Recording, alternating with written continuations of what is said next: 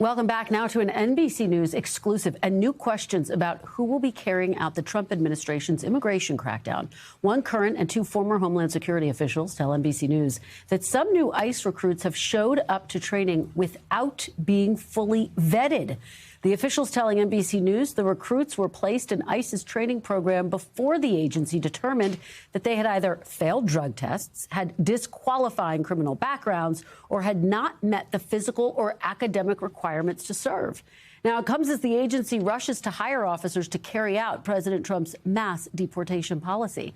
NBC News senior Homeland Security correspondent Julia Ainsley helped break that story. She joins me now. Congratulations on this scoop, Julia. Thank you for breaking it here. So just how many ICE agents are we talking about who could fit into this unqualified category? Well, according to some data that was compiled very recently internally at ICE, there were over 200 new recruits who showed up for training. That's supposed to be after they've gone through a security vetting, fingerprints, drug test, attested that they can do the physical portion of the training. They've showed up and they haven't been able to meet those requirements.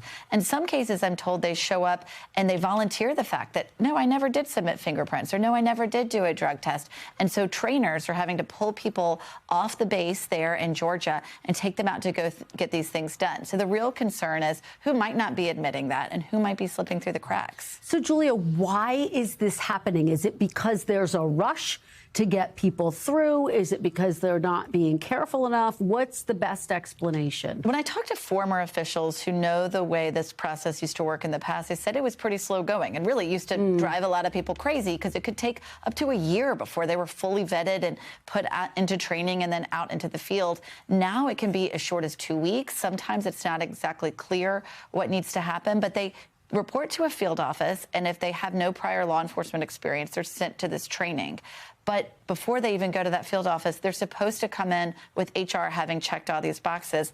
In a lot of cases, that's just not happening. Part of it is, I've told the HR office just hasn't gotten the resources that they need to be able to match this huge demand to hire 10,000 new officers by the end of the year. And I'm told, Kristen, they're less than halfway to fulfilling that goal. Wow. Well, I know you'll continue to stay on top of that. In the meantime, we saw these ICE operations ramp up in New York and Los Angeles. What are you watching there? Yeah, that's right.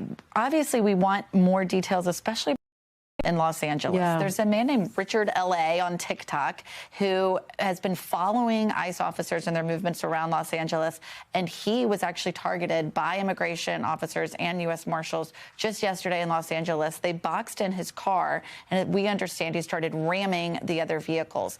Then an ICE agent fired a gun. It's not clear if that was a mistake or what was the reason for the gun firing. That's the key piece here. But we understand that this man was shot in the elbow. He remains in the hospital in serious condition, and that a bullet ricocheted, hit the hand of a U.S. Marshal, and that he definitely went to the hospital as well, but he is in stable condition. Wow. Okay. Julia Ainsley, thank you so much for all of your great reporting. As Thanks, always, Kristen. really appreciate it. We thank you for watching, and remember, stay updated on breaking news and top stories on the NBC News app or watch live on our YouTube channel.